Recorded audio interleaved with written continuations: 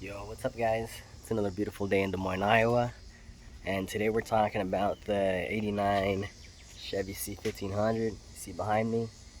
Um, so I kind of did a full Amazon drop kit on it. It's I think 2-inch drop spindles and then 3-inch springs in the front, and I did a notch kit flip in the rear. I'll show you guys so you guys can see. Notched it. And I also got air struts for the rear, because when I notched it and flipped it, the bed, I came to sit the bed down again and it was twisted. And I'm like, what the heck? It had the stock struts. So it was actually sitting on the struts, and because one's angled like this, the other one's angled that way, the whole thing was just kind of cocked. It was super low over here on the passenger side and way high over there. It just looked like something had broken. I was really like freaking out. I did this because we had entered, my stepdad actually wanted to put it in the Good Guys car show. They come once a week. I mean once a month, once a year here in Des Moines for the state fair thing, and it's around Father's Day. And I thought it'd be, something nice to do. There's the registration right there. But it looked kind of weird because it's got 22s, and it looked like a little Tonka truck, super high. I could fit my hand right above the wheel here, and so yeah, it's about 7 inches in the rear, as is, with the flip and the notch. But I added on those air struts, so when I completely air it out, you guys will be able to see that it's much lower. It's like a 9. I think that's what I got when I measured it last. It was pretty easy to install. The whole thing took me about 2 days. I didn't take the bed off or anything like that, but I did notch the ribs underneath. The bed is fine. You can't see anything from the top or nothing like that. I just used a sawzall and a grinder with the cutoff wheel, and also I used a flapper wheel on the grinder to kind of smooth everything out, and I re-undercoated it and everything so that it, prevents rust. You don't want any kind of you don't want to cause any damage to your vehicle after you do something like that. If you just leave it, you drive it on a rainy day or anywhere you can pick up any salt, it's just gonna go to crap. You want to protect your investment.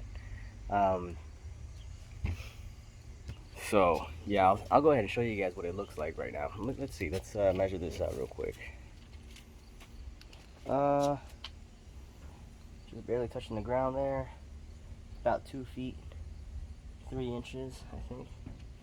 What it looks like. 2 feet, 3 inches. There we go, right there. And I also bought, the way I air it up with the air struts, I also bought a little handheld air compressor, also from Amazon. It's this thing right here. Your air struts will come with these little lines. Okay, you just run them through an existing hole in the bed. If I want to air it out, just go. You see it go down.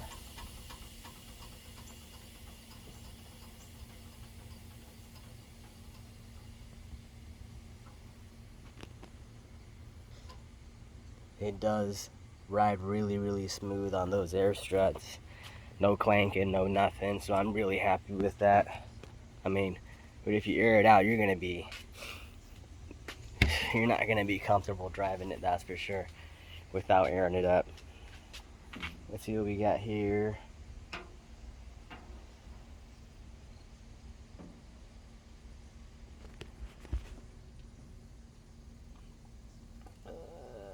Right there.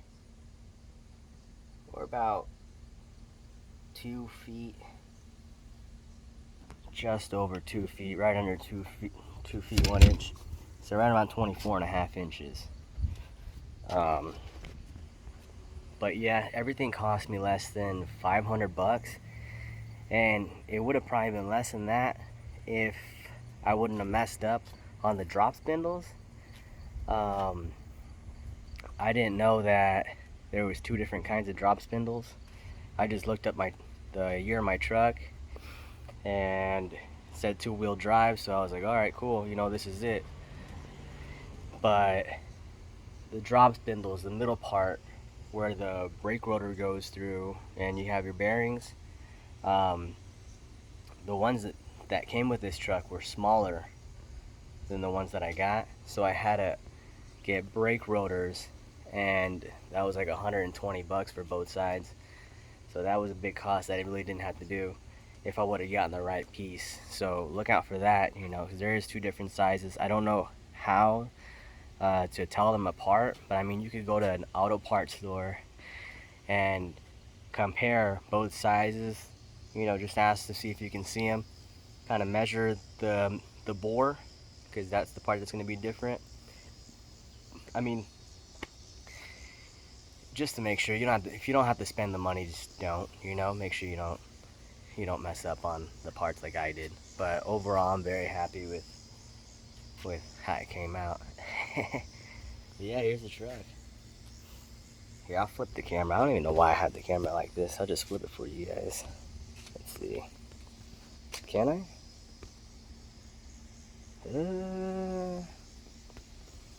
Sorry. Damn, I don't know if I can. I'll just have you guys look at it like this. Yeah. I mean, she's not perfect in any way, but she's fun to drive. Yeah. 89. It's got a 350 TDI throttle body. It's a 5-speed, which you guys see the inside of it too. So I can kind of focus in on that. Yep. Let me go over to the driver's side.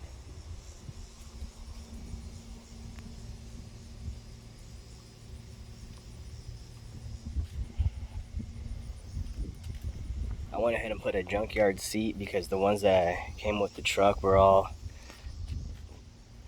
somebody spray painted the inside of the truck and they spray painted the seats too, so they just reeked of paint.